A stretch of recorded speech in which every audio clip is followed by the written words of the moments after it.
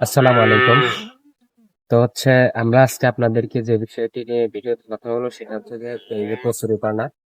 এটা হচ্ছে গ্রাম্য পরিবেশে খুবই স্বাস্থ্যকর খাবারজাত গরুর জন্য, যেটা হচ্ছে যে গ্রামের মানুষ গরুকে খাওয়া থাকে, যেটা কিন্তু কোনো ভ্যালু নাই। এমনিতে পাওয়া যায় এই জন্য গরুকে খাওয়া।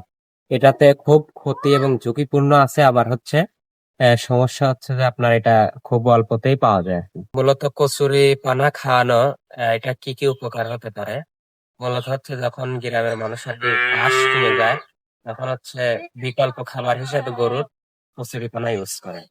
তারপর হচ্ছে এটা মূলত একটু আঁশ জাতীয়, গরুর হজমে একটু সহায়তা করে, খরচ বাঁচায়, আর গ্রামের মানুষের জন্য আহ বিনামূল্যে পাওয়া যায়, এই জন্য এটাকে খাওয়ানো হয়।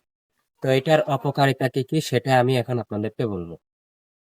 এটা হচ্ছে গ্যাস এবং পেটও ফুলে যায়। এটা বিভিন্ন প্রকার সমস্যা হতে পারে গরুর কিন্তু আবার ঠান্ডা লাগে এবং শ্বাসকষ্টের সমস্যা হয়।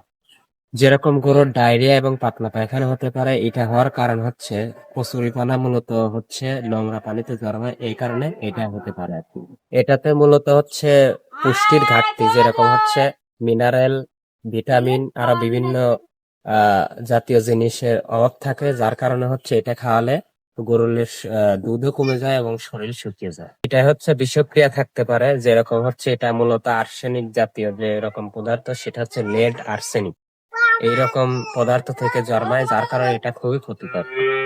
কচুরিপানা মূলত হচ্ছে গরুকে বেশি পরিমাণ না দেওয়াই ভালো। এটা হচ্ছে নিয়মিত দেওয়া উচিত নয়।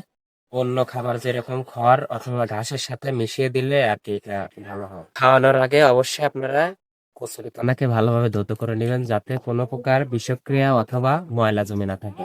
তাহলে গরু সুস্থ থাকবে এবং ভালো থাকবে। তাই অবশ্যই আপনারা এটা বেশি পরিমাণ দিবেন না, বেশি পরিমাণ দেওয়া ক্ষতিকর। অল্প পরিমাণে এটা খাওয়ালে বেটার হবে। তো সকলে ভালো থাকবেন, সুস্থ থাকবেন, সাবস্ক্রাইব করবেন।